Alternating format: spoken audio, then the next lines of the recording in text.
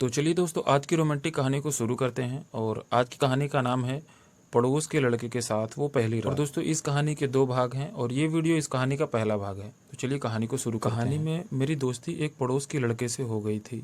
वह शादीशुदा था, फिर भी मैंने उसकी सेटिंग अपनी बड़ी बहन से करवा दी। फिर उस लड़के ने उसे प्यार करना शुरू कर दिया। मेरा नाम नेहा है, मेरी उम्र 34 साल है और मैं एक शादीशुदा महिला हूँ। शादी से पहले मेरे परिवार में मेरे मम्मी पापा और मेरी बड़ी बहन थी। जब मैं कॉलेज के पहले साल में थी तब मेरी उम्र 20 साल की थी। मेरी दोस्ती एक लड़के से हुई थी जिसका नाम वैभव था। उस वक्त वैभव की उम्र 28 साल थी। उसकी हाइट 5 फुट 10 इंच और 6 एब्स वाली बॉडी थी। वो अच्छा खासा कमाता था और बहुत ही स्टाइलिश था। वैभव कभी कभी हमारे घर के पास अपने पापा के किराने की दुकान पर बैठता था। वैभव के पापा और मेरे पापा में काफ़ी अच्छी दोस्ती थी।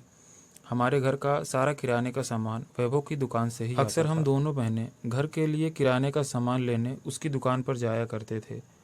वहीं से मेरी और वैभव की सेटिंग हो गई। वैभव और मैं बहुत अच्छे दोस्त बन गए। हम रोज़ाना फ़ोन पर बातें करते और रात को देर रात तक चैट भी करते थे।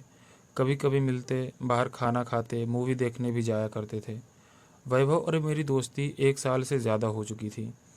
वो मुझे बहुत पसंद करने लगा। एक बार उसने मुझे गर्लफ्रेंड बनने के लिए प्रपोज किया। वैभव मुझे अच्छा लगता था, लेकिन हमारी दोस्ती शुरू होने से 2 साल पहले ही उसकी शादी हो चुकी थी। उसकी 2 बच्चे भी हो गए थे। इसीलिए मैंने उससे कहा कि हम सिर्फ अच्छे दोस्त ही रहेंगे। वैभव अच्छा लड़का था, इसीलिए उसने मुझे दोबारा प्रपोज नहीं किया।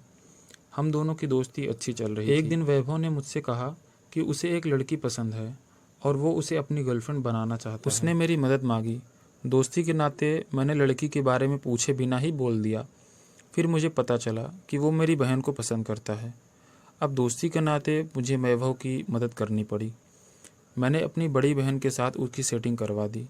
मेरी बड़ी बहन मुझसे सिर्फ 2 साल बड़ी है और उसका नाम कोमल है। वो दिखने में मुझसे ज़्यादा गोरी है। कोमल के साथ सेटिंग होने के बाद वैभव मुझे भूला नहीं। वो मेरे साथ एक अच्छे दोस्त की तरह ही बात करता रहा। 2-2.5 महीने में वैभव और कोमल की सेटिंग काफ़ी अच्छी हो गई थी। वैभव रोज़ रात को मुझे अपनी और कोमल की सारी बातें बताया करता था। दोस्तों, इस कहानी का पहला भाग यहीं पे ख़त्म होता है। अब हम आपसे मिलते हैं अगले भाग में, यानी कि इस कहानी के दूसरे भाग में।